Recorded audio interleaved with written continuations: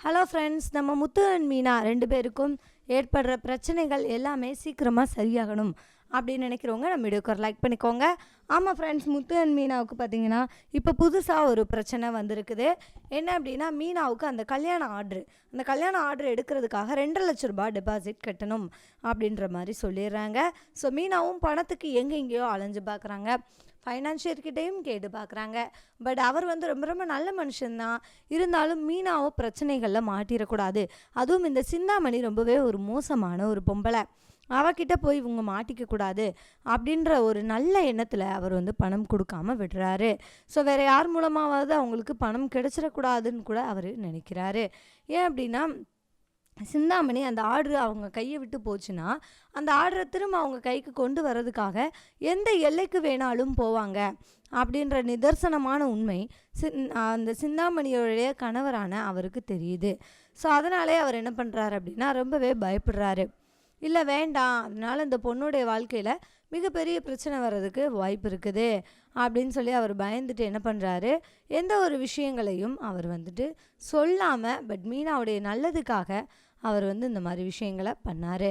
So Meena சரி okay, இதுக்கு மேலே ஃபைனான்ஷியரை நம்ம தொந்தரவு பண்ண முடியாது அப்படின்னு சொல்லி அவங்களும் விலகி வந்தாங்க. ஸோ அவங்களுக்கு அடுத்த கட்டமாக பணம் கிடைக்கிறதுக்கான வாய்ப்பும் கிடச்சிருச்சு. என்ன அப்படின்னா, முத்துக்கிட்ட ரொம்பவே சோகமாக சொல்லிவிட்டு தன்னுடைய அம்மா வீட்டுக்கு மீனா கிளம்பி போனாங்க. அங்கே சீதா கிட்ட எல்லா விஷயங்களையும் சொல்லி ரொம்பவே வருத்தப்பட்டாங்க மீனா. அப்போ மீனா என்ன சொன்னாங்க அப்படின்னா, அக்கா என்கிட்ட பணம் இருக்குது, நீ என்கிட்ட வாங்கிக்கோ அப்படின்ற மாதிரி சொல்லும்போது, உன்கிட்ட ஏதுடி பணம், நீ எங்கேருந்து சீதா பணம் வச்சுருப்ப அப்படின்ற மாதிரி கேட்கும்போது, அக்கா இல்லைக்கா, என்னுடைய கல்யாண டைமில் உங்கள் யாருக்கும் நான் எந்த செலவும் வச்சிடக்கூடாது, எந்த கஷ்டத்தையும் கொடுத்துடக்கூடாது அப்படின்றதுக்காக நான் ஒரு சீட்டு போட்டு வச்சுருக்கேன். அதில் எனக்கு 1 லட்ச ரூபாய் கிடச்சிருக்குது, அந்த பணம் இருக்குது. அதுபோக என்னுடைய அக்கௌண்ட்டில் ஒரு 40,000 ரூபாய் நான் என்ன பண்ணுறேன், சேர்த்து வச்சுருக்கேன். அந்த பணத்தை நீ எடுத்துக்கோக்கா அப்படின்ற மாதிரி சொல்லும்போது, இந்த காலத்தில் பிள்ளைங்க எல்லாருமே தனக்குன்னு சம்பாதிக்க ஆரம்பித்தோடனே ட்ரெஸ் எடுக்கிறது, ஜுவல்ஸ் வாங்குறது, அந்த மாதிரி ஆடம்பர தேவைகளை தான் பண்ணுவாங்க.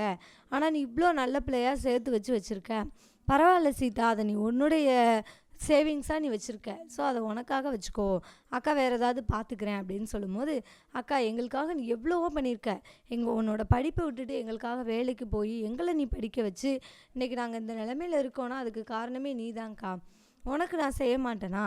அது மட்டும் இல்லாமல் இது ஆர்டருக்கு தானக்கா, அதுக்கப்புறம் நமக்கு இந்த பணம் திரும்ப வரதானக்கா போகுது, ஏன்க்கா நீ அப்படி நினைக்கிற அப்படின்னு சொல்லிட்டு சீதா அந்த பணத்தை தர்றேன் அப்படின்ற மாதிரி சொல்லியிருக்காங்க. ஸோ அதோட தான் இன்றைக்கி எபிசோட் முடிச்சிருந்தாங்க. ஸோ கம்மிங் மண்டே எபிசோடில் என்ன நடக்க போகுது அப்படின்னா, சீதா பணம் கொடுத்துட்டாங்க. ஸோ பேலன்ஸ் பணத்தை நம்ம மீனா எப்படியோ அரேஞ்ச் பண்ணி முடிச்சிட்டாங்க. ஸோ பணத்தை எல்லாத்தையும் எடுத்துகிட்டு மீனா என்ன பண்ணுறாங்க அப்படின்னா, வீட்டை விட்டு கிளம்புறாங்க. அப்போது விஜயா பார்த்துடுறாங்க. எங்கடி போகிற அப்படின்ற மாதிரி கேட்கும்போது, இல்லத்தை நான் அந்த மண்டபத்தில் போய் அட்வான்ஸ் கட்ட போகிறேன் அப்படின்ற மாதிரி சொன்ன உடனே, இங்கே பாரு, நீ இப்போலாம் போகக்கூடாது, வீட்டில் வேலை இல்லையா, அந்த வேலையை முடிச்சுட்டு போ, இந்த வேலையை முடிச்சுட்டு போன்னு அவங்களும் எதோ சொல்லி பார்க்குறாங்க. பட் மீனா மசியவே இல்லை. அத்தை எல்லா தடவையும் என்னை இப்படி அணை போட்டு தடுத்துடலான்னு மட்டும் நினைக்காதீங்க, அதெல்லாம் உங்களால் முடியவே முடியாது. நான் இந்த தடவை போயே தீர்வேன். ஏன் அப்படின்னா, என்னுடைய வேலை நடந்தே ஆகணும், நான் ரொம்ப கஷ்டப்பட்டு இந்த பணத்தை ரெடி பண்ணியிருக்கேன், அதனால் நான் போய் கெட்ட தான் செய்வேன் அப்படின்னு சொல்லிட்டு மீனா அங்கேருந்து கிளம்பிடுறாங்க. ஸோ விஜயா ஒரு கெட்டெண்ணம் பிடிச்ச ஆளாகவே மாறிட்டாங்க இல்லையா. அவங்க என்ன பண்ணுறாங்க, டைரெக்டாக சிந்தாமணிக்கு கால் பண்ணுறாங்க. சிந்தாமணி, அந்த மீனா என்ன பண்ணுறா அப்படின்னா, பணம் அவளுக்கு கிடச்சிருச்சு. ஸோ இப்போ டெபாசிட் கட்டுறதுக்காக அவள் இப்போ தான் வீட்டிலேருந்து கிளம்பி போய்கிட்டு இருக்கா அப்படின்ற மாதிரி சொல்லிடுறாங்க. சொன்ன உடனே இந்த சிந்தாமணிக்கு வேர்த்து ஊற்றிடுச்சு. என்னடா இது, அவளுக்கு பணம் கிடச்சிருச்சா, அப்போ நம்ம கையை விட்டு இந்த பெரிய ஆர்டர் போயிருமே, அவள் மட்டும் இந்த பெரிய ஆர்டரை கரெக்டாக கார்ப்பரேட் கம்பெனிக்காரங்க ஆர்டரை பண்ணி முடிச்சிட்டா, அடுத்து இந்த தொழிலில் நம்மளால் அவளை பீட் பண்ணவே முடியாது. ஏன்னா அவளுக்கு சலுகைகள் ரொம்ப அதிகமாக கிடைக்க ஆரம்பிச்சிரும், ஆர்டரு ரொம்ப அதிகமாக வர ஆரம்பிச்சிரும், அதனால் நம்ம என்ன பண்ண போகிறோன்னு தெரியல அப்படின்னு சொல்லிட்டு அவங்க புலம்ப ஆரம்பிக்கிறாங்க. சரி ஓகே, இதை எப்படியாவது தடுத்தாகணும், அவளை கண்டிப்பாக பணம் கட்ட விடவே கூடாது அப்படின்னு சொல்லிட்டு அவங்களுடைய ஆளை ரெடி பண்ணி அவகிட்ட நீ என்ன பண்ணு, பணத்தை அடிச்சிரு அப்படின்ற மாதிரி சொல்லி அவங்களோட கையால் ஒருத்தரை அனுப்பி வைக்கிறாங்க. ஸோ அவனும் அவங்க சொன்னதுபடியே டைரெக்டாக மீனாவை ஃபாலோ பண்ணி போய்கிட்டு இருக்கான். ஸோ மீனா வழியில் கடையில் நிற்கிறாங்க. அப்படி நிற்கும் போது அவங்க கையிலேருந்து பணத்தை என்ன பண்ணுறான், அவன் மஞ்சப்பையோட பிடுங்கிட்டு ஓடிடுறான். ஸோ இவ்வளோ வேலை பார்க்குற அந்த மீனாவுக்கு பொதுவான அடிப்படை காமன் சென்ஸ் கூட இல்லை அப்படின்னு தான் சொல்லியாகணும். ஏன்னா பணத்தை வண்டியில் கூட உள்ள லாக்கரில் வச்சு என்ன பண்ணியிருந்துருக்கலாம், பூட்டி இருந்திருக்கலாம். அந்த இடத்துல மட்டுமே போய் அவங்களோட வீட்டில் போய் இல்லைன்னா அந்த மண்டபத்துக்குள்ளே போய் பணத்தை எடுத்திருந்துருக்கலாம். எந்த விதமான பிரச்சனையும் வந்திருக்காது. ஆனால் இவங்க வந்து கையிலே வச்சுட்டு போவாங்களாம், அதையும் கையிலே வச்சுட்டு தான் அங்கே நின்று பேசிகிட்டு இருப்பாங்களாம். இதெல்லாம் கொஞ்சம் லாஜிக்கே இல்லாத மாதிரி தாங்க இருக்குது. பட் எபிசோடில் நடந்த விஷயங்கள் இதுதான். அவங்க அப்படி பண்ணும்போது அவன் வந்து என்ன பண்ணுறான், பணத்தை பிடுங்கிட்டு ஓடிடுறான். ஸோ மீனா வந்து அவங்கள விரட்டி போய்கிட்டே இருக்காங்க. அப்படி போய் ரோட்டில் வந்து ஓடுறாங்க. அப்படி ஓடும்போது ரோட்டில் யார் நிற்கிறாங்க அப்படின்னு பார்த்தீங்கன்னா நம்ம அருண் நிற்கிறாரு. அருணை பார்த்தோன்னே மீனா வந்துட்டு பரவாயில்ல, ஆபத்துக்கு பாவம்ல அப்படின்னு சொல்லிட்டு வேகமாக ஓடி போய் ஹெல்ப் கேட்குறாங்க. சார், என்னுடைய பணத்தை பிடுங்கிட்டு ஒருத்தன் ஓடிட்டான் அப்படின்ற மாதிரி சொல்லும்போது அருண் வந்து விரட்டி போகிறாரு பைக்கில். போய் அந்த பணத்தை மீட்டு மீனா கிட்ட கொடுக்குறாரு. ஸோ இப்போது நம்ம மீனாவுடைய பார்வைக்கு அருண் ஒரு கடவுள் மாதிரி தெரிகிறாரு. ஏன்னா மீனாவுடைய பல நாள் கனவு மிகப்பெரிய ஆர்டர் எடுக்கணும் அப்படின்றது. அந்த ஒரு கனவுக்கு தடையாக வந்தவங்களை தகர்த்தி அதிலிருந்து பிரச்சனைகள்லேருந்து மீனாவை வெளியில் கொண்டு வந்திருக்கிறது இப்போதைக்கு அருண் தான். ஸோ அருண் மேலே மீனாவுக்கு ஒரு மிகப்பெரிய மரியாதை வருது. அந்த மரியாதையோட ரொம்ப நன்றி அப்படின்ற மாதிரி சொல்லி அவங்க வந்து சொல்கிறாங்க. ஐயோ பரவாயில்ல, அதெல்லாம் ஒன்றும் இல்லை, எங்களோட வேலை இதானே, பப்ளிக்கு கஷ்டம் அப்படின்னா நாங்கள் அதை வந்து கண்டிப்பாக தீர்த்து வைக்கணும் அப்படின்னு சொல்லிட்டு அவர் வந்து ரொம்பவே பெருந்தன்மையாக சொல்லிட்டு போயிடுறாரு. ஸோ முத்து அருண் 2 பேருமே ரொம்ப ரொம்ப நல்லவங்க தான். பட் 2 பேருக்குமே கருத்து வேறுபாடுகள், கொள்கைகள் எல்லாமே வந்துட்டு மாறுபாடாக இருக்குது. ஸோ அதுதான் அவங்களுக்குள்ள பிரச்சனைகளை உண்டு பண்ணுது.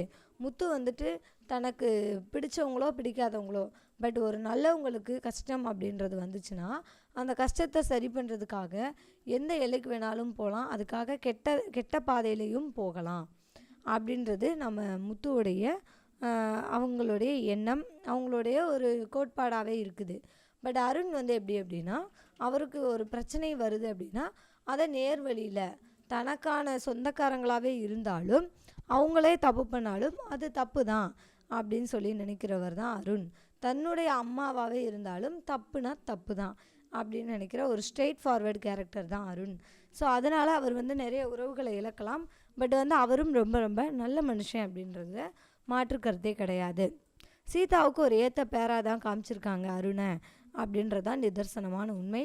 ஸோ முத்துவுக்கும் அருணுக்கும் இருக்கிற இந்த இந்தியா பாகிஸ்தான் சண்டை தான் எப்படி ஓய போகுது அப்படின்றது நம்ம வெயிட் பண்ணி தாங்க பார்க்க போகிறோம். ஸோ இப்போ நாளைக்கு எபிசோடில் நம்ம அருணால் தான் மீனாவுக்கு உதவி கிடச்சிருக்குது. ஸோ மீனா அதற்கப்புறம் என்ன பண்ண போகிறாங்க, டைரெக்டாக போய் பணத்தை வந்து அங்கே கட்டிடுறாங்க.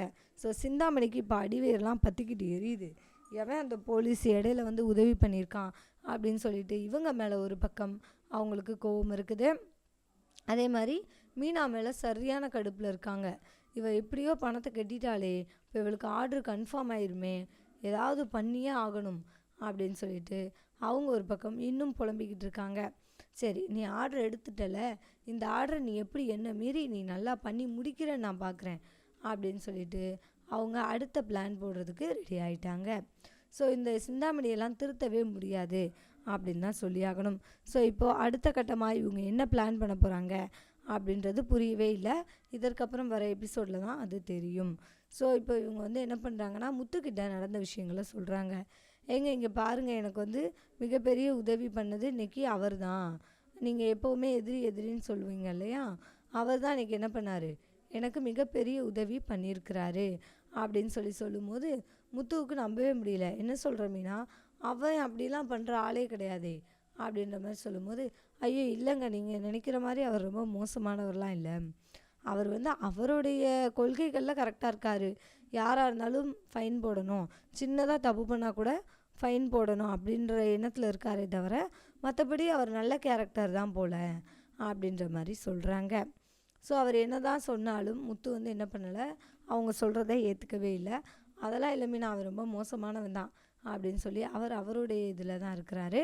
பட் மீனாவுடைய மனசில் அருண் வந்து என்ன பண்ணுறாரு, கொஞ்சம் நல்ல இடங்களை பிடிக்க ஆரம்பிச்சிருக்காரு. அது மட்டும் இல்லாமல் இவங்க சீதாவுடைய அக்கானே தெரியாமல் உதவி பண்ணியிருக்காரு. ஸோ அதனால் சீதாவுக்கு இன்னுமே அவங்க மேலே என்ன ஆகும், ஒரு நல்ல அபிப்பிராயம், ஒரு நல்ல அன்பு, நல்ல ஒரு காதல் வர்றதுக்கான வாய்ப்புகள் அதிகமாகவே இருக்குது. ஸோ என்ன நடக்க போகுது, சீதாவும் அருணும் எப்படி சேர போகிறாங்க, நம்ம முத்து அந்த கல்யாணத்துக்கு ஒத்துக்குவாரா அப்படின்றத நோக்கி எபிசோட் நகர்ந்துக்கிட்டு இருக்குதுங்க. ஸோ தேங்க்யூ ஃபார் வாட்சிங். இந்த வீடியோ உங்களுக்கு பிடிச்சிருந்துச்சா மறக்காமல் லைக் பண்ணிக்கோங்க. நம்ம சேனலை நீங்கள் இன்னும் சப்ஸ்கிரைப் பண்ணலையா, மறக்காமல் சப்ஸ்கிரைப் பண்ணிக்கோங்க. அண்ட் கூடவே பக்கத்தில் இருக்க பெல் ஐக்கானையும் கிளிக் பண்ணிக்கோங்க. தேங்க்யூ.